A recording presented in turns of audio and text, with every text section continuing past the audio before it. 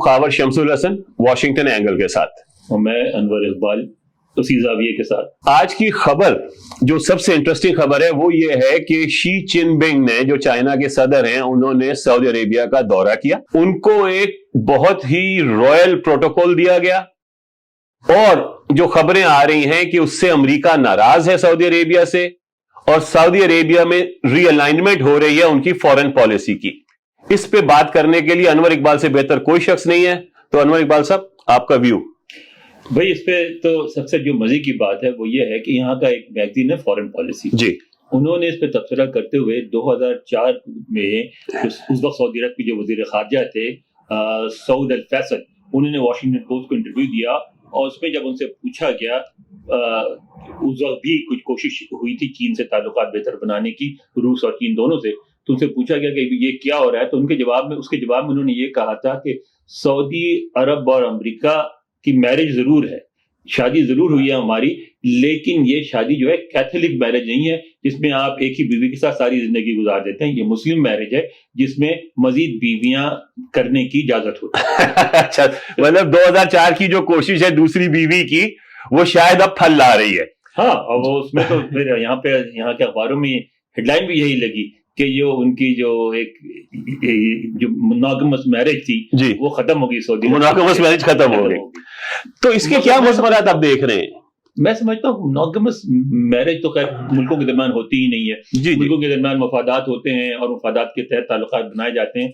असल में खावर साहब बात ये हो रही है कि पहले हम इस पे बात कर रहे हैं कि ये पाकिस्तान के लिए क्या है। जी जी बिल्कुल, पाकिस्तान का इसमें क्या फायदा है या नुकसान है? जी बिल्कुल, मैं समझता हूँ कि पाकिस्तान का फायदा है।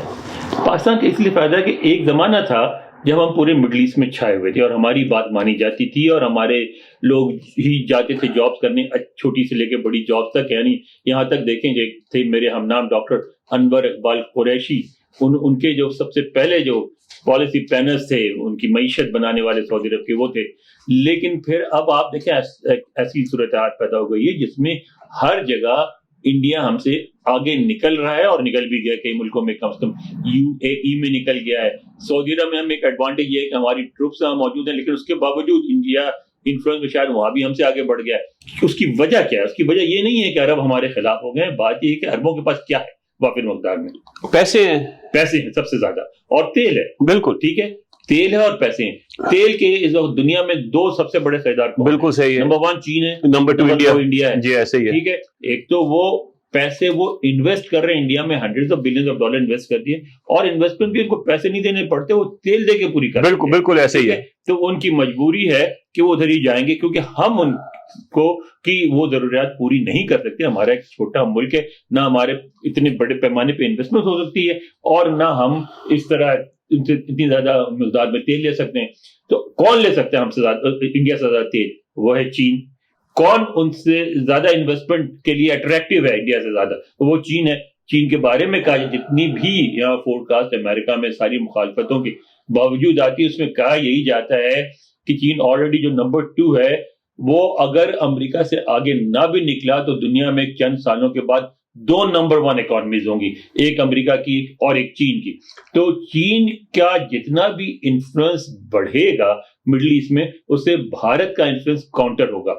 और भारत का इन्फ्लुएंस काउंटर होना हमारे लिए क्यों मुफीद है? इसलिए है कि हमने देखा कि जहां भी भारत का इन्फ्लुएंस, अगर तो भारत एक तरह का न्यूट्रल मुल्क होता, क्यों हमें आसानी से बर्दाश्त कर लेता, तो हमारे लिए कोई नुकसान नहीं था। लेकिन हम देखा यही गया कि जहां भी भारत का इन्फ्लुएंस बढ़ता है, वो हमारे इन्फ्लुएंस काउंटर करने के लिए इस्तेमाल होता है।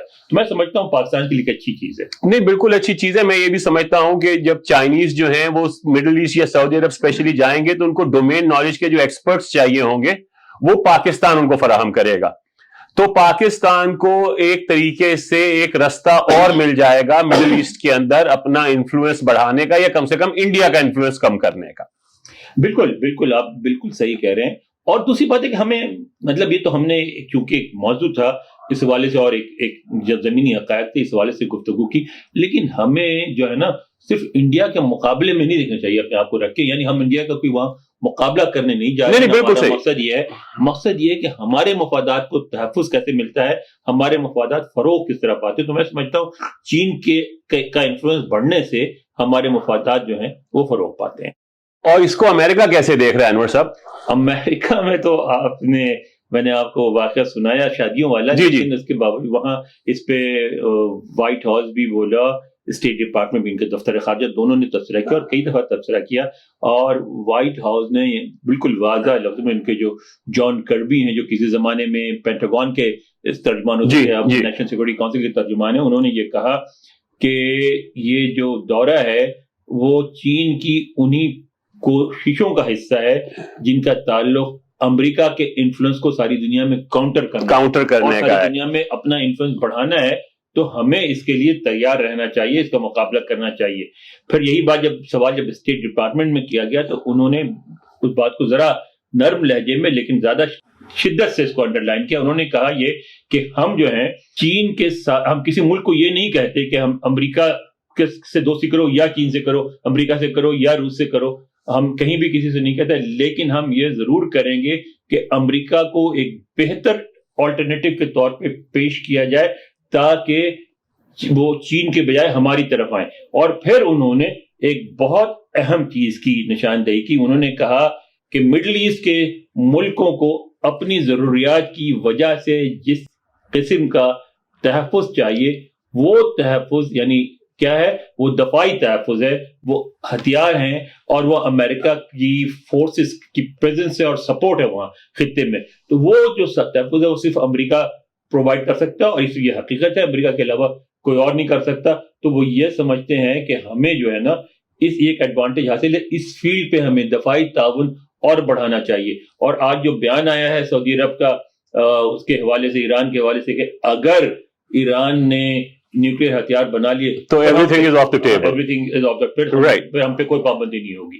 تو میں سمجھتا ہوں کہ وہ بھی اپنی جگہ ہے، مگر امریکہ کو براہ راست، یعنی امریکہ کے اثرات کم ہوں گے، ختم نہیں جائیں گے، مڈل ایسٹ میں ابھی سب سے بڑا پلیئر امریکہ ہی رہے گا۔ نہیں، سب سے بڑا تو رہے گا، لیکن دو چیزیں جو اسٹینڈ آؤٹ کر رہی ہیں، پہلا تو یہ ہے کہ China is now stepping out of its immediate neighbourhood, بالکل، مطلب یہ کہ وہ پاکستان، انڈیا، بھوٹان، نیپال، سری لنکا اس سے باہر نکل رہا ہے اور ویسٹ ورڈ جا رہا ہے، تو ظاہر ہے کہ مطلب یہ ایک کانفلکٹ کہہ لیں، ایک میں آپ کو انٹرپٹ کروں گی، نا ایک ہی دورے میں 29 بلین ڈالر کے سمجھوتے ہوئے، 29 بلین کے، بالکل، تو ان کے پاس پیسے بھی بہت ہیں، امریکہ کے پاس تو پیسے ہیں نہیں اس طرح سے، لہٰذا وہ اکنامکلی نہیں کمپیٹ کر سکتے چائنا کے ساتھ۔ اسی وجہ سے میرا یہ خیال ہے کہ امریکہ نے جو ڈیفنس والی سائیڈ ہے اس کو اب ذرا پمپ اپ کرنا شروع کیا ہے۔ ہاں، اور وہ ان کے پاس ایک بہتر آلٹرنیٹیو ہے، ان کو ایڈوانٹیج حاصل ہے، تو اس کو اسی طرح کریں گے۔ میرا یہ خیال ہے کہ آل ان آل انور صاحب، یہ پاکستان کے لیے ایک پازیٹیو ڈیولپمنٹ ہے، چائنا کے لیے تو ہے ہی پازیٹیو، اور اوور آل مڈل ایسٹ کے لیے بھی پازیٹیو ہے، اور واشنگٹن سے ہم اس کو ایسے ہی دیکھ رہے ہیں۔ بالکل درست ہے۔